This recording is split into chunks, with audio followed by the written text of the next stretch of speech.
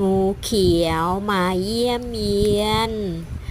เรามาทำบุญส่งบุญให้นะ เจ้างูเขียว พอดีนั่งสมาธิลืมตาขึ้นมาก็เห็นงูเขียวตัวน้อยกำลังเลื้อยอยู่ริมขอบกำแพง ก็เลยเก็บภาพมาให้ทุกๆคนได้ชมนะคะ งูตัวน้อยตัวเล็กมาก งูเขียว